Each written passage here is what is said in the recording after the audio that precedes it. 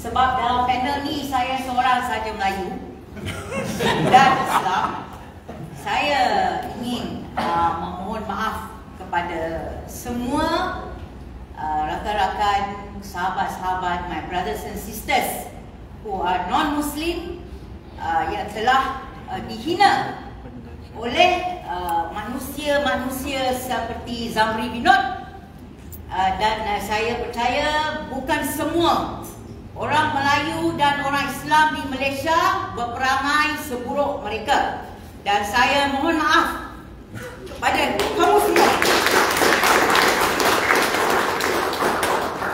Saya nak cakap, masalah kita sekarang ini, walaupun hanya segelintir sahaja preacher kononnya yang memanggil diri mereka sebagai pendakwa, dan juga ada sekelompok orang Melayu, orang Islam yang kurang ajar, yang tidak tahu untuk menghormati agama dan bangsa yang lain daripada mereka. Walaupun mereka ni adalah segelintir, tetapi mereka ada platform. Mereka dapat mencapai ramai orang untuk mendengar percakapan dia. Itulah saya sentiasa bertanya, mengapa mereka tidak diambil tindakan oleh pihak-pihak berkuasa? Okey, pada saya ini adalah kegagalan orang-orang politik kita. Okey, saya percaya pihak polis, pihak-pihak berkuasa, the enforcement agencies, they are listening to the political people out there. I am sure they get instruction not to take action against these people, because you cannot blame the police all the time, because I am sure they get instruction from political characters, parties or whatever. So, pada saya, siapa punya salah sebenarnya? Kita apabila kita memilih Pakatan Harapan, terutama PKR, DAP, kita mengharapkan mereka supaya membawa perubahan. Membawa perubahan untuk kita semua dilayani equality, okay?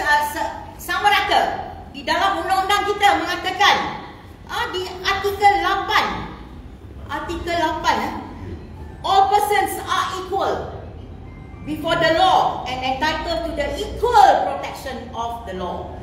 Tetapi apa yang kita lihat sekarang? Sekiranya orang itu bercakap sedikit negatif tentang Islam, within seconds, the police will be catching that person ataupun mendapat 112.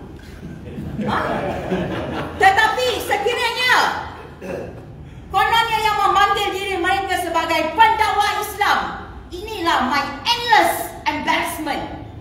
For these people to call them as preachers, sebagai pendakwa Islam, ustaz, lebay, tetapi memburukkan agama orang lain, bangsa orang lain.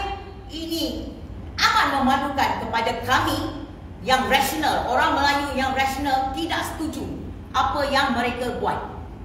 Percayalah bahawa kebanyakan orang-orang Melayu dan orang-orang Islam di Malaysia tidak setuju dengan pendakwa-pendakwa begini.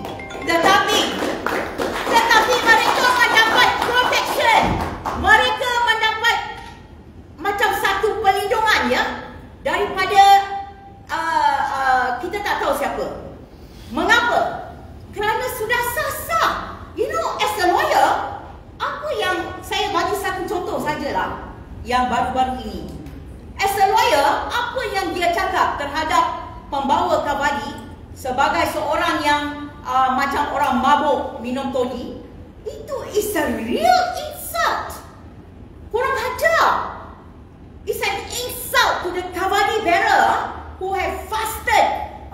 Took them days, It's not easy to get to do what they did lah, to be honest. Saya sendiri pergi tengok bagaimana mereka mencengkuk itu, besi-besi itu di badan mereka, bagaimana mereka menahan kesakitan ataupun, saya tengok that is devotion. Kenapa yang dia tak boleh hormat? Kenapa yang kita punya pihak berkuasa membiarkan orang-orang yang sebegini? Ada ramai penceramah, tetapi selalu penceramah yang sama juga yang akan bercakap benda-benda yang tak senonoh, tetapi tidak ada tindakan. This is two-tier policy. You know, this is yang saya nak cakap lah. Seperti yang David, you are from Urime. Seperti David cakap, sebenarnya apa saya nak cakap, sebenarnya dia dah cakap dah. Kita gunakan kuasa kita. Apabila tiba masa untuk voting, mengundi. See? Rakyat Malaysia tidak tahu bahawa kuasa ada di tangan mereka, ya. Okey? Jangan percaya dengan orang-orang politik yang pandai bermanis, cakap manis depan kamu. Sekarang ini, dulu orang tak percaya yang saya memang very negative towards PKR leader lah. Okay? I've always said this and people say, no, you know, he's a change man. You know, yeah, he is blah, blah, blah, blah. God is great, huh? God is showing what he's doing or not doing, basically. Okay, so sekarang ni kita dah tengok PM menjadi kerajaan. This is not a political party, tetapi apakah solusi dia? Solusi dia memang politik. Okay, there's no other way. Sebab nak harap polis tak buat, nak harap AG tak buat. Jadi kita kena mengambil orang-orang yang berada di parlimen supaya mengubah undang-undang yang tidak patut ada, maksudnya separation of power between the police, the executive, between the judiciary, between the parliament, so that polis tidak terkongkong dengan orang-orang politik, supaya kita punya badan kehakiman tidak terkongkong dengan orang-orang politik. Sekarang ini IGP siapa yang lantik? Siapa lantik? PM. Siapa lantik? Chief Justice. So there is no separation. Jadi kamu fahamlah kenapa tidak ada kita mahu ada independent of judiciary. Tetapi kita faham juga sebab mereka ni dilantik oleh kerajaan. Mana boleh macam tu? Sepatutnya tidak boleh. Jadi kan sekarang ini IGP pun nak buat apa-apa pun dia takut agaknya. Kita tak tahu. IGP dapat telefon call, don't take action against this bill. We don't know. Maybe, you know. So if let's say kita ada independent police, kita ada independent judiciary, jadi kita tahu mereka tidak terikat dengan mana-mana orang politik. Okay, so this is what the government should do. Tetapi mereka tak buat pun. Reformasi jadi reformati. There is no separation of powers. So that is why we are going around and around and around, nothing, no action against these people. The fact is kita tak tahu kenapa. Padahal sebagai peguam, even tak payah jadi peguam pun, common sense, law is common sense. You know, when you see insult, you know immediately it is an insult. Okay, so I just want to tell that my fellow Malaysians, my brothers and sisters who are non-Muslims and non-Malay, believe you me, there are many Malays like me. Many. So there is still hope for Malaysia.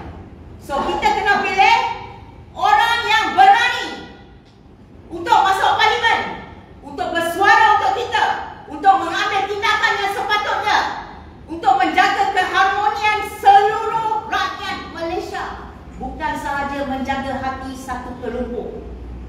Kita mesti pilih seseorang yang berani untuk bersuara apabila masuk di parlimen, berani untuk mengeluarkan atau mengutarakan satu undang-undang untuk mengubah undang-undang ke arah yang lebih baik. So, kamu orang sendiri dengar orang asli pun dihina. Ya, tetapi mereka tak ramai. Mereka hanya ada lebih kurang 200,000 di Peninsula Malaysia. Ya, so jadi mereka pun tidak kuat untuk berkuasa. Jadi kita sama-sama, even I am in the minority. I think, I'm not sure, there is no statistics to be honest lah. Ya, so tapi orang Melayu bila saya baca komen mereka, apabila mereka mendengar benda yang boleh masuk akal, mereka boleh terima. Ya, so saya percaya ramai yang tidak happy apa yang sekarang sedang terjadi. Tetapi malangnya karakter-karakter yang kamu lihat tadi, mereka kemungkinan dilindungi oleh beberapa orang yang berkuasa di Malaysia. Kamu tengoklah, tup-tup aja Zakir Naik sudah duduk sebelah PNX. Berapa orang yang kita senang nak duduk nak jumpa PNX? Berapa orang? Tiba-tiba dia dapat duduk berbincang, berjuada, happy-happy dengan PNX. Zakir Naik, apa kabel dia? Mengapa kita punya kerajaan PNX sudi untuk menerima berjumpa dengan orang yang sebegini? He is a wanted man in India. Yes. Kenapa dia boleh melayan orang begini? Kenapa dia tak boleh melayan orang macam kita? Kenapa? Sebab Zakir Naik banyak duit? Because he has money?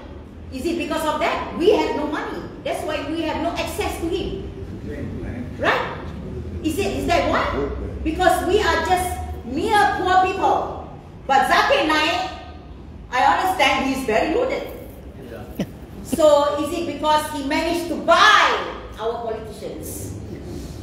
These are the questions we must ask. Okay, so seriously, to change this country, if you really want to know, you choose the right person to represent you in Parliament or even in ADU. Okay, so this is the most important message I want to send you today. Please make sure doesn't matter from whichever party, whichever race or whichever creed, know the person who is running for you. If that person you know will say and will do the right thing, choose that person. Okay, so that is my message to you today, because election will come around very soon, and this is so important. For me, it's top bottom to change, not bottom top. I think bottom top kita dah buat berapa lama dah? Too long, nothing happened. It has to be top bottom, meaning we need to place the right people in Parliament as well as in ADU. Then only we can change this country. Thank you very much.